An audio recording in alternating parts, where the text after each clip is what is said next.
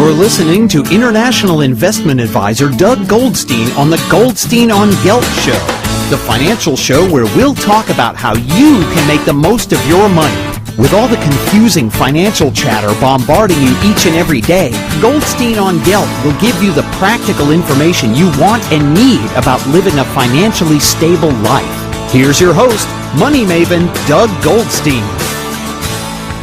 Okay, we are back. I'm very happy to have back on the Goldstein on Gelt show the founder of the Jerusalem Culinary Institute, Chef Yochanan Lambiase. Chef Yochanan, pleasure to have you back. Absolutely a pleasure to be with you again, Douglas. For those of you who might have missed the previous interview, be sure to download the podcast at goldsteinongelt.com or check out the YouTube. Yochanan, in the last interview, we spoke about the kosher food industry and how it's clearly growing around the world. But right. Even with all of that growth, has it been easy for you to break into the industry and set up the culinary school?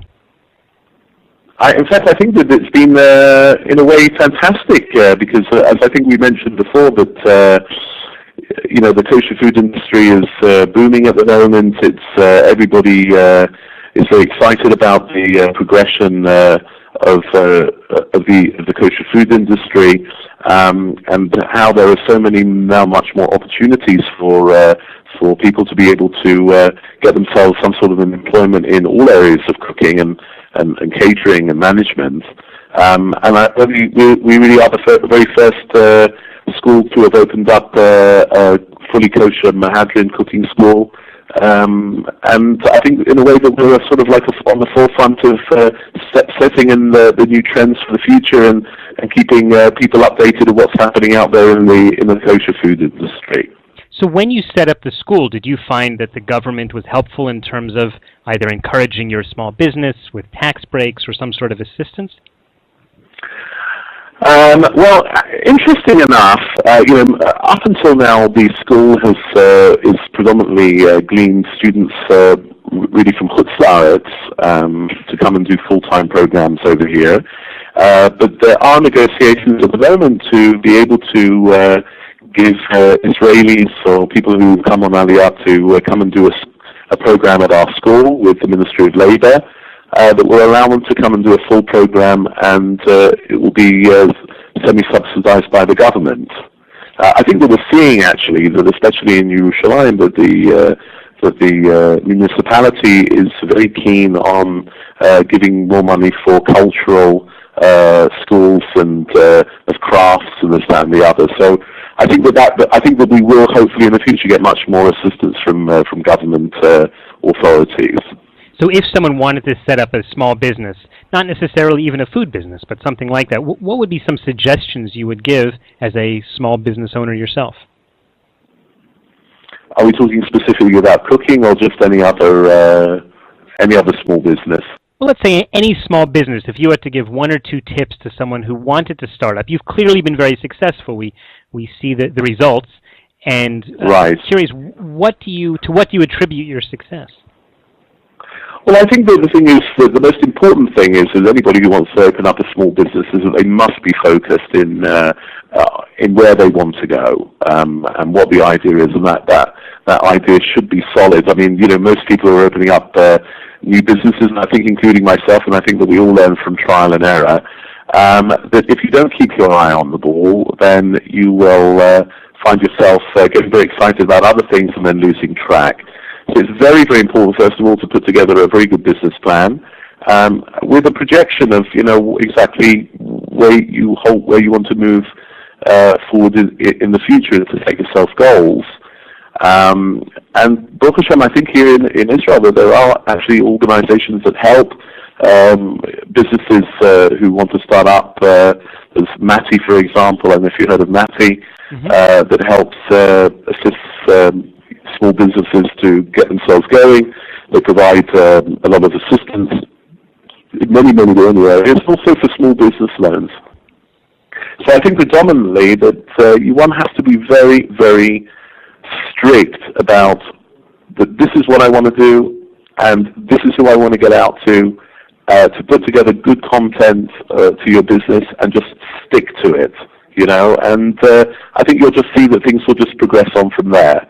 And I think that we've been rather successful until now with that. And obviously, one of our biggest things that we work very big in at the moment is obviously social media. I think the days have gone really where people are spending a lot of money on published advertising, which can cost a lot of money. And there's a huge amount that one can do through the internet now with social media to be able to get the word out there, what you're doing, and you can reach a lot of people that way. And we've been pretty successful in that particular area. Okay, we are speaking with Chef Yochanan Lambiase, who was previously on the Goldstein on Gelt show. If you missed the initial interview, check it out at www.goldsteinongelt.com. You can also look it up on YouTube. Chef Lambiase has won medals at international competitions. He's represented Israel in the Culinary Olympics. He's appeared on radio shows and cookery demonstrations around the world. Yochanan, you mentioned a moment ago about Mati, which is an organization in Jerusalem that helps small businesses get started. In fact, a while back we interviewed the head of Mati on the Goldstein on Gelt show. One of the things that he spoke about was the importance of marketing. So you touched on social marketing. Is there another way, or when someone looks you up on the web or finds you on Twitter or Facebook, what is it that actually then makes them take the next step to sign up for a course? Well, I think that, as I said, we work heavily in social networking. I also think that this is something that you're very good at doing, and you know your business very, very well. And this is where I can really only speak for the food side of things, is people are looking for content. People are looking for people who know about what they're speaking about and can give an exciting approach to things. And I find for myself that, because obviously that I'm involved heavily in writing different sorts of recipes, I do a lot of photo shoots, I work with a lot of magazines and that, I have been very successful in being able to work with some very big internet sites that get out to the Jewish population, like Arut Sheva, like H.com, that obviously if I'm giving them content, I'm giving them recipes, I'm giving tips, I'm giving advice on cooking, and that's really, if people are looking for that and they want to find out more about food, for example, then I find that a lot of them are just saying, "Wow, this is interesting. I might want to do a cooking course," or "I have a sister who is interested in being a chef," Mm-hmm. And then it leads on from there. And we find that we do generally ask, how did you hear about us? And a lot of them say, we've seen you on the internet, we saw you on a specific website. And this has been intriguing for us, and we would like to follow you. And I suppose it's becoming like food groupies in a way. And that's how to do it. It's just we have such a potential now to really connect so many people through social media and through internet sites, and there are a cornucopia of Jewish internet sites that are only too happy to have content. And I think it's not only in food, I think it's in all areas. I think it's in fashion, I think it's in DIY, I think it's in, anything. Mm-hmm. If you want to give advice and they would like to have you to be involved, then I think that's a very good way of getting your name out there. Well, not only have you gotten your name out, but you focused you have focused on kosher food, but you have really developed quite a niche, which is mehadrin kosher, which is even a higher level or a more strict observance of kashrut. Do you think that actually makes it more difficult for you to get out there, or let's say for your graduates to find work afterwards? Well, not really. I think that when we say mehadrin, I think that we are opened our doors to any Jewish individual from whatever level of religiosity he comes from or she comes from, to be able to come to a school and not have to compromise on their levels of kashrus.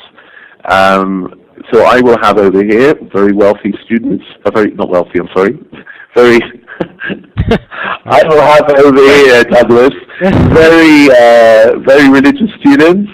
They are wealthy all the way down with their belief in God. That's right. They're wealthy in belief in God. Down to people who just that kosher is something that is important to them. But even more than that, I think that there's a stigma out there in the world, and I think it's definitely changing, that if something is kosher, how can it be on the same level as non-kosher food. Okay, and we're here to show that, look, there are so many products out there. There are a huge amount of mehadrin products. You can make food on the level of a 3-star restaurant that isn't kosher by using different techniques and different substitutes. And I think that's what we're here. We're here showing that we're leading the way in the kosher world, for showing this is what you can do and this is what you can learn. And have kids being able to get jobs afterwards? Absolutely. If you want to go into this industry, if you want to just get yourself into a job in a restaurant, hotel, catering, or later on that you want to make yourself a mark on the industry, the door is definitely open for you, 100%. Okay, so I'm glad to hear that people are still eating and they still need high-quality chefs that they can get from Chef Yochanan Lambiase. Yochanan, it's been a pleasure talking to you again in the last couple of seconds. Could you just tell people how can they follow you? What are your websites and Twitter and social media? Okay, so first of all, the website is jcichef.com, jcichef.com. And they can follow us on Facebook at Jerusalem Culinary Institute.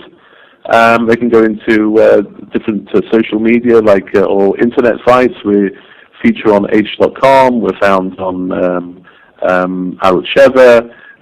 We feature regularly in the Jerusalem Post. So you just look for Jerusalem Culinary Institute, Google us or whatever, and you will find us, and we will be only too happy to tell you more about our programs. In fact, we're opening a new long program. I think it's a 5-month program that's going to be starting in July. Okay. 9th of July. So if you're interested, please give us a call, and we will be only too pleased to have you join our Jerusalem Culinary Institute family. Okay. Founder of the Jerusalem Culinary Institute, Chef Yochanan Lambiase, thanks again for joining us. It was a pleasure. Thank you very much, Douglas. Hope to speak to you again. Looking forward. You've been listening to the Goldstein on Gelt show with money maven Doug Goldstein. Doug's weekly radio show is heard around the world, but if you miss it, you can download the podcast at www.goldsteinongelt.com. The Goldstein on Gelt show gives you up-to-date financial ideas so you can get on the path to financial freedom. If you'd like your questions answered on the air or off, send Doug an email to doug@profile-financial.com. It's your money for your future, so join Doug every week to build your wealth on the Goldstein on Gelt show.